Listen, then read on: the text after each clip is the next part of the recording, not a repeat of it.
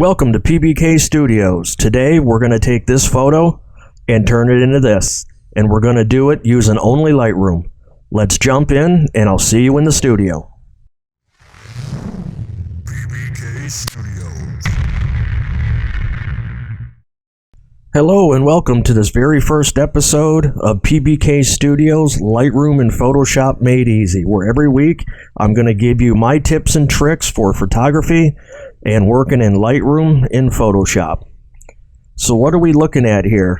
This is the downtown Detroit skyline at sunrise for what was a seriously epic sunrise. Detroit gets some really cool skies from time to time, and this happened to be one of them. And what I really like about this photo is the Ambassador Bridge here, which connects Detroit to Windsor, Ontario in Canada, and we have the GM World Headquarters, or as we call here in Detroit simply, the RenCen, sitting here in the background nice and prominently with all this color behind it. And I shot this a couple months ago at a park that's literally right on the bank of the Detroit River. And I shot this with my 4-stop ND filter so that I could get a longer exposure, I think about 2.5 seconds. We hit I on our keyboard, or just zoom in. Hit I on the keyboard, we can get the info up for the photo. Yep, 2.5 seconds at f7.1 and 7.1, so I could get as much of the photo in focus as I needed, and it also allowed for just a touch of a slower shutter speed so that we can smooth out the water and get a little bit of cloud smear across the sky, which is always great. So what we're looking at here is the raw image straight out of the camera in RAW. Well, I only shoot RAW. And why do I only shoot RAW? Well, RAW is essentially the digital equivalent of a film negative. When we take a picture with film, we expose the negative, and we take the negative, the film, into the darkroom, and we do all of our processing there with chemicals and all that, and basically we're chemical engineers. Well, now we shoot RAW, and we have essentially a digital negative that's flat, nothing processed by the camera, and we put it in Lightroom where we then process it.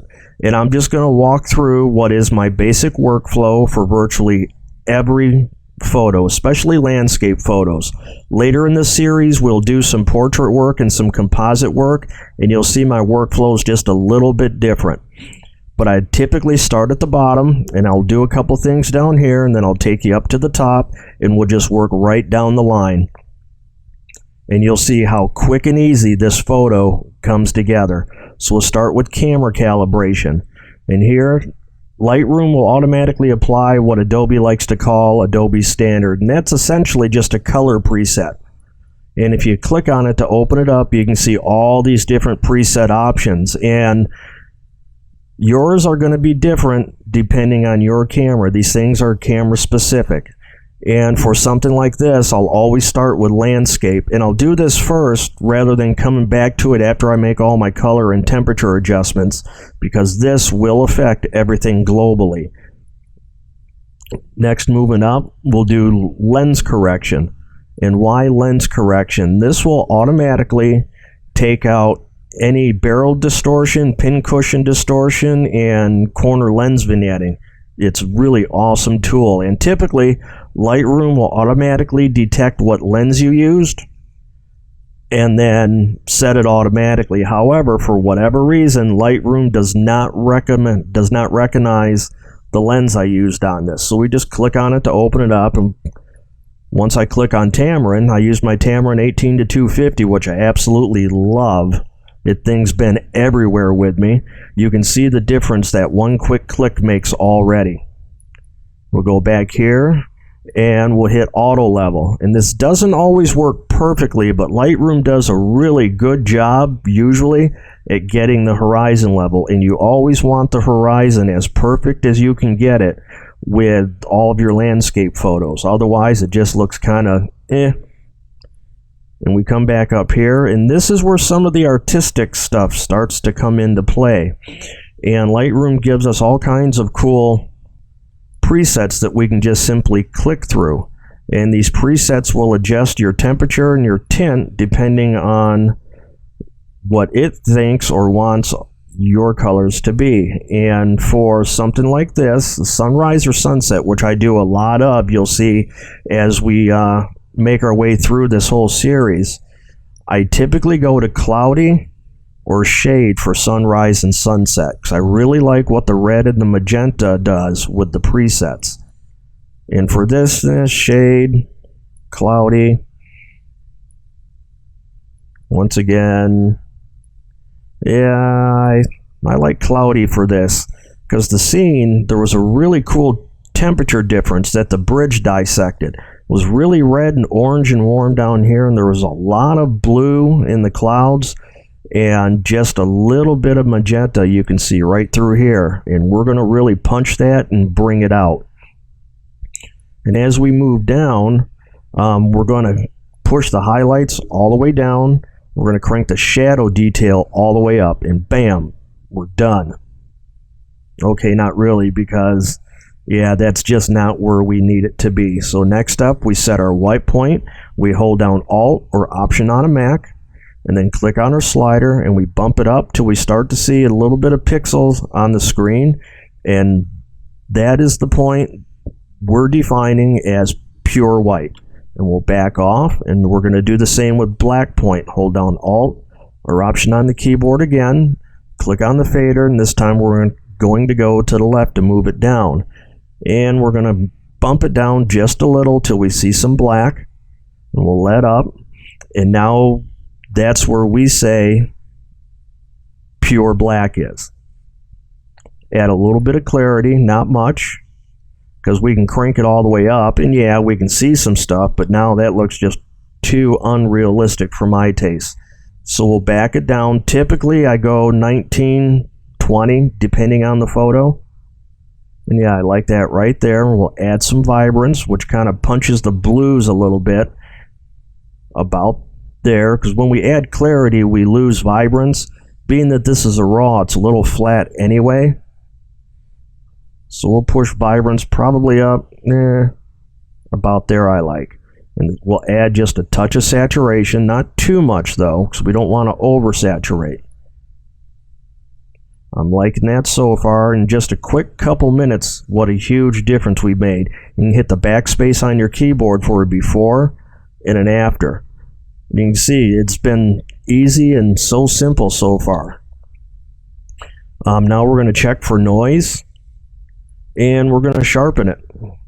And you can see here there's almost no noise. There's a little bit. I don't know how well you can see it on your computer screen, but again, if we hold down Alt or Option on a Mac and then click on our noise, it gives us a grayscale so we can better see any noise and any grain that's in it. And there's almost none. There is a little though, so we'll leave that there.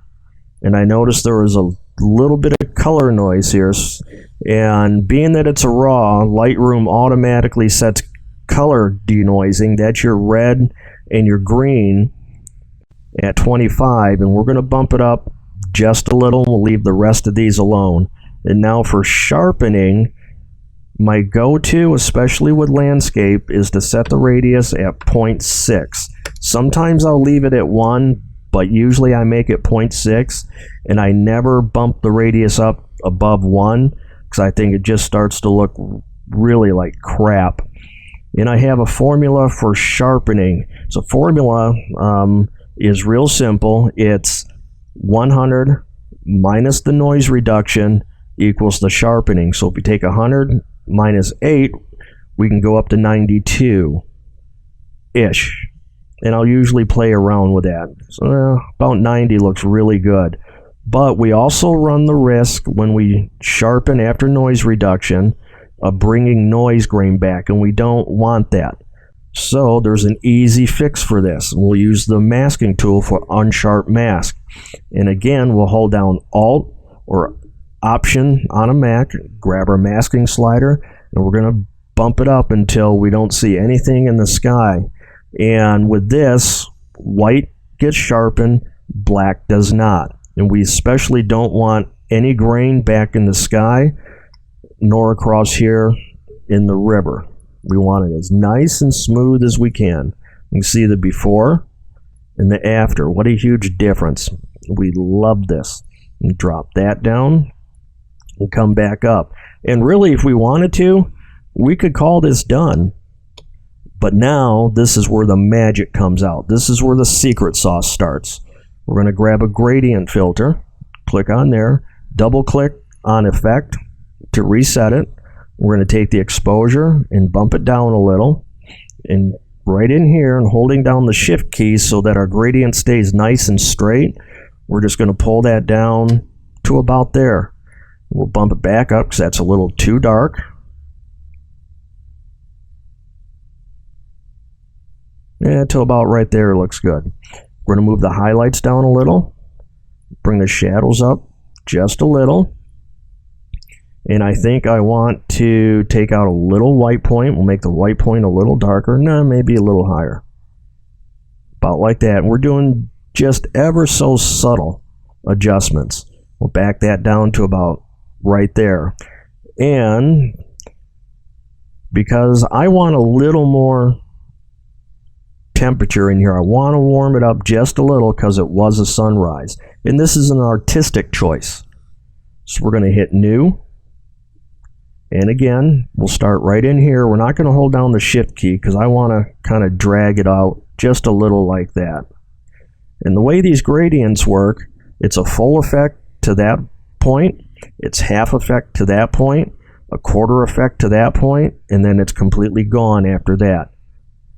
And again, we don't want to adjust the exposure at all. We don't want to make it lighter or darker, because we could go that way if we wanted, but no. So we'll double click to reset it, and we're going to add just a little temperature to it, just a little, not much, and just a little more magenta to help really start popping the magenta and the reds in here and through here.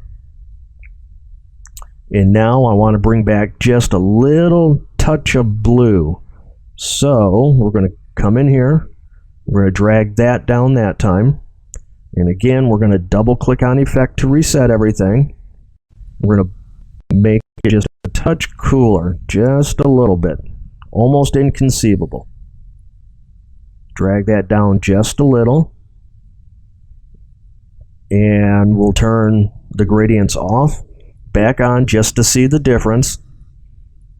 And I'm starting to really like this. And it's so simple and easy. And now we could even call this one done, but we can still do a little bit more. This is where I start to do a little bit of dodge and burning. Of course, dodge and burning is dodge, we lighten things, and burn, we darken things. And we're just basically going to accentuate some highlights in here and through here, and we'll accentuate some shadows in through here to create some real interesting drama in that light. So click on your adjustment brush, double click on effect to reset it, and over here on exposure you can click in there, and we're going to dodge first, and my go-to is 0.32 for dodging. Scroll down a little, and yeah, we'll leave our flow and density around 85. Make sure auto mask is off, and you can adjust your brush size a couple different ways. You can drag the slider here up and down. You could use the scroll wheel on your mouse, or you could use your close bracket and open bracket. Open bracket for smaller, close bracket for bigger. And we're going to come in here and we're just going to paint very quickly. And a new brush for a new stroke right in here. And I think right in here. Nope, I don't like that one, so we'll hit Control Z to get rid of it. And we need another one probably right in here, and that's a little too bright, so we're going to bump that down just a little. There, I like that. And I'm thinking we need a little bit in here because the sun was starting to come across. So we'll go like that. Just paint that in ever so lightly. And I think we'll add just a little bit of temperature in there because it was a sunrise. A little bit there, a little bit there. And then I'm thinking, I'm a lot like Bob Ross sometimes with my processing. Like a little tree lives there. Looks like some light wants to live there. Maybe some shadow wants to live there. I'm going to back temperature down on that one just a little. There we go. And come down here and we can turn the brush off to check our progress. See, just subtle differences, but what a huge difference it makes. New brush. And I'm thinking right in there, but it's a little bright, so I'm going to back it down just a touch. Warm it up just a touch. There, I think we're good. And now we'll head in over and do a little bit of dodging. Now in here, my go-to dodging is the opposite. Or burning, I'm sorry. So dodging is 0.32, burning is negative 0.32. And we're just going to touch up a little bit of the shadow. It's a little too dark, so we're going to bump it down or up, depending on how you want to look at it. And we'll put another one in there. And another new brush right in there. And another new brush, and I think right in there. And another new brush, and it looks like this here wants to be punched just a little, just to make it stand out a little. And I'm thinking right in here, because we don't want the lighting to be quite so flat. I like to complexify it a little bit. Here, let me learn how to talk. Try that again. Complexify, that's the word. I like to complexify light. That big bright reflection. No, I don't like that. So we can just simply hit Control Z and it's gone. Come down here and check our progress. Turn off all the brushes. Turn them back on. See what a huge difference already. And all we're doing is playing with light just a little. And we could even call that one done now. But there's still a little more we can do to really give it that extra punch. If we hit the backspace on our keyboard again, we can see the before and the after and how far and how quickly we've come. And we're almost there. Now we're going to use the radio filter to add a little bit of light source and really start punching it and making a difference. And for this, we're going to start with my go-to dodging, 0.32. And we're just going to maybe put one right there. Hit right click and duplicate. Maybe bring that one up there. It's way too big though. So we'll just shrink it down. Maybe go right there a little bit. And we'll duplicate it again. And over there, we'll duplicate it again. Maybe over there. And instead of duplicating, because we're going to make a really small one, we'll go right about there because it's a little flat, I think. We're going to add a little temperature, I think, to that. Just a little. Back it down. Yeah, about there looks good to me. And we'll duplicate it. And it looks like these benches want a little more light because they're a little flat. Maybe right in there. And one more. Only we're going to make this one a little bit smaller. It's a little too big, I think, for me, and bleeding over a little bit. We're just going to kind of give a real quick once over. Is there anywhere else that we could maybe add a little bit of drama using these things? We're going to duplicate that one, and I'm thinking right up in here a little bit. And maybe one more right over in here, and we'll make it a little bit bigger. If you hold down the Alt key or Option on a Mac, it gives you the ability to move these points individually, like that, instead of everything moving together. And then we're going to come down here, and we'll turn this effect off, just to check our progress. See the huge difference that makes? Like, it gives a bunch of different points a light source, but without defining that light source, and without the viewer even really noticing that there's been some added light to it. And I think these benches right here need just a little bit of a punch. We're using adjustment brush for that. And we'll dodge them a little bit, so we'll leave that there. We're going to add a little bit of yellow, a little bit of magenta, about like that, and we'll give it just one quick stroke like that. And just that quick. There, now I'm liking it. Now it's coming together. If we go down here and click on Effects, Lightroom has something now which Adobe Camera Raw has had for quite a while. Thank God they finally gave it to us Lightroom users, this dehaze tool. The dehaze name is kind of a misnomer. It can add haze. If we go all the way down, it can add a bunch of fog, but you see what it does to the colors? It kind of fringes them and right out. And if we go completely the other way, it does the same, only in the opposite direction. And basically what this is intelligent contrast. And it does it here globally. You could use this globally, but I would advise to do so sparingly, or it can really start giving it a kind of overly saturated, unrealistic look. And I like that about there. It's one with this latest release of Lightroom, which is CC 2015 Release 2. They give us the option now to have local dehazing right here, which we could use with a brush if we wanted to paint across the sky or anywhere that we wanted to use that type of intelligent contrasting. Or we could even use it in the gradients. However, I think globally and just subtly so works very well for where we're at with this photo.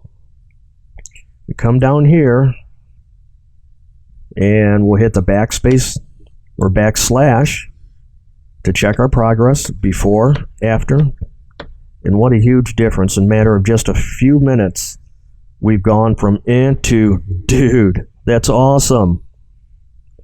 But now we're going to close off the photo using the post-crop vignette. We're going to do it just subtly, though. We're not going to crank it like that. Just subtly. Because I think that a post-crop vignette or a vignette in general gets overly used a lot. However, when we use it subtly, bump it down just a little, and I like the highlight priority, and we could open up the highlights so that it's not shadowing out any highlight, and I feather it out. We use it to just direct the viewer's eyes more into the photo. It's before and after, and it's nice and subtle. And the objective is, for me, when using the post-crop vignette, is to use it enough to make a difference, but not so much that the viewer notices it's there. And I think now we can call this done. We'll hit the backslash again, the before and the after. In just a few short minutes, what a huge, huge difference we made for this photo. And if you notice down here as we've been clicking along, you see all this junk and debris and stuff laying around, which we need to get rid of. So make sure you join me in the next episode, where I'll show you how easy it is to remove all this debris and virtually anything else from this photo using the Content Aware and the Clone Stamp tools in Photoshop. But thanks for tuning in and watching, and if this is your first time here, I'd love to have you subscribe and join in every Saturday. Don't forget to hit thumbs up if you like this, or thumbs down if you didn't. Tell me why you liked it or why you didn't like it in the comments, and if you have a topic you would like me to cover, leave that in the comments too. Thank you, and we'll see you next week. PbK Studios.